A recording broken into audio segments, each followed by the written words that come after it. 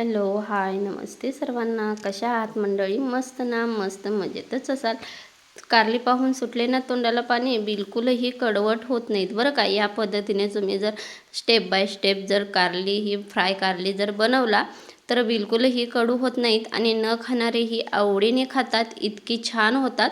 चला तर मग स्वच्छ अशी धुवून घेतलेली आहेत मी कारली आणि त्याच्यावरचं ना जसं आपण दोडक्याचं ना साल म्हणजे जास्त नाही काढायचं आहे, फक्त वरचे जे काटेरी असतात ना मोठे मोठे तेवढे दोडक्याची जी किसणी असते ना ते ना असं किस काढून घ्यायचं आहे थोडा. इथे पाहू शकताय मी छान असा किस काढून घेतलेला आहे. फक्त वरचे मोठे मोठे असतात ना तितकेच काढायचे आहेत आणि सुरीने ना मध्ये असा काप द्यायचा आहे. दोन्ही बाजूचे बाजू आहेत ना दांडे इकडचे साईडचे ते व्यवस्थित कट करून मधून असा काप देऊन ना ते मधले बी असते ना ते अशी या पद्धतीने काढून घ्यायचे आहेत. चला तर मग या पद्धतीने मी सर्व बी आहेत ना कारल्याच्या त्या व्यवस्थित काढून घेते. आणि तुम्ही कोणत्या पद्धतीने कारले बनवता मला कमेंटमध्ये नक्की सांगा. आणि या पद्धतीने एकदा नक्की ट्राय करा. कारलं खूप छान होतं आणि चवीलाही अप्रतिम होतं. ह्याच्यामध्ये भरलेला मसाला तरी इतका छान लागतो ना आणि वाफेवरती आपलं हे कारलं तयार होतं बरं का. या पद्धतीने सर्व बिया असतात ना त्या व्यवस्थित काढून घ्यायच्या आहेत बरं का. चला तर मग या पद्धतीने मी सर्व कारले आहेत ना ती स्वच्छ करून घेते. आतील बी आहेत ते व्यवस्थित काढून घेते. आता एका ना हा बॉक्स आहे ना ती मी भाजीपाला ठेवण्याचाच बॉक्स आहे. ह्याच्यामध्येच कारली होती ते आता कारली घेऊन ते स्वच्छ असं धुवून त्याच्यामध्ये ना मीठ आणि हळद टाकलेली आहे. आणि ही कारली आहेत ना ती ह्याच्यामध्ये अशी जी ओपन बाजू असते ना ती आतल्या बाजूला करून ना मस्त अशी थोडं एक अर्धा पाऊण तास ना अशी पाण्यामध्ये मिठाच्या ठेवून द्यायचे जेणेकरून काय होतं ना जो आपला कडवटपणा असतो ना तो थोडा कमी होतो. आता ह्याच्यामध्ये ना मी सुकं खोबरं टाकलेलं आहे, त्याचबरोबर ते आलं घेतलेलं आहे, लसूण घेतलेला आहे बरं का. आणि जी कोथिंबीर आहे ना तीही याच्यामध्ये टाकून ना ह्याचे फ्राय करून म्हणजे बारीक करून घ्यायचं आहे बरं का. आता छान असं जे सुकं खोबरं असतं ना ते बारीक. आता त्याच्यामध्ये भाजलेले तीळ टाकायचे आहेत, भाजलेले शेंगदाणे टाकायचे आहेत आणि एकदा हे छान असं बारीक करून घ्यायचं आहे. इथे पाहू शकता बारीकही आपला मसाला झालेला आहे. आता एका ताटामध्ये मी काढून घेते. सर्व मसाला व्यवस्थित काढून घ्यायचा आहे. इथे पाहू शकता सर्व मसाला आपला व्यवस्थित काढूनही घेतलेला आहे मी. आणि इकडे ना मी कढईमध्ये पाणी गरम करत ठेवलेलं आहे. ते कशासाठी ते पुढे सांगेनच तुम्हाला. ह्याच्यामध्ये थोडासा गरम मसाला, थोडंसं चवीपुरतं लाल तिखट वापरायचं आहे, थोडीशी हळद आणि थोडंसं मीठ आपल्या चवीपुरतं वापरायचं आहे आणि थोडंसं ह्याच्यावरती तेल वापरायचं आहे.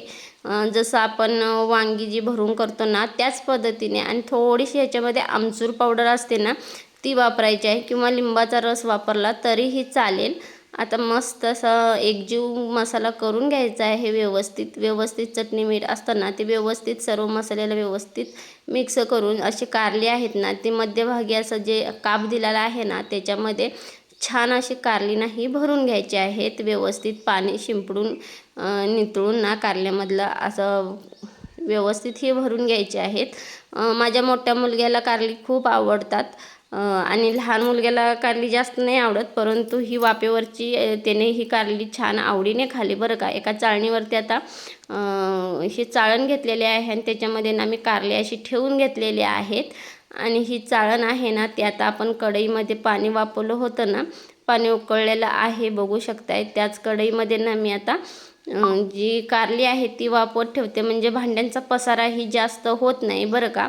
त्यामुळे मी कढईमध्येच घेतलेला आहे आणि त्याच कढईमध्ये आपल्याला भाजीही बनवायची आहे. त्यामुळे कमी भांड्यांचा पसारा आणि लेडीजला कसं आपल्यालाच आवरावं लागतं त्यामुळे कमी भांड्याचा पसारा आणि भाजी ही टेस्टी. त्यामुळे चला तर मग पटपट लाईक करून घ्या बरं का मंडळी. आता ही कढईतलं पाणी ओतून घेते. कढईतलं पाणी ही मी ओतून घेतलेलं आहे. इथे कारलीही वापरलेली आहेत. आता कढईमध्ये ना 2 पळी तेल टाकून द्यायचं आहे आणि तेल छान गरम झालं ना की त्याच्यामध्ये थोडंसं जिरे छान फुलले की त्याच्यामध्ये बारीक चिरलेला कांदा टाकायचा आहे. आणि कांदा टाकला ना कांदा छान असा होतो तोपर्यंतच आपण कढीपत्ता टाकायचा आहे. आमच्या झाडाचाच कढीपत्ता आहे, फ्रेश कढीपत्ता आहे. आणि छान असा कढीपत्ताही टाकलेला आहे आणि मुलांच्या टिफिनसाठी बनवत आहे बरं का मी, कारण की मुलग्याला खूप दिवस लागला होता मम्मी भरलं कारलं बनव म्हणून. मग म्हटलं आज वेळ आहे तर बनवते म्हटलं, आणि त्याला डब्यालाही दिलेला आहे. थोडासा कांदा भाजून झाला ना की त्याच्यामध्ये हिंग टाकायची आहे आणि एक 5 मिनटं परतवून ना आपली ही कारली आहेत ना ती टाकून द्यायची आहेत आणि एक 5 मिनटं तेलावरती परतवून घ्यायची आहेत.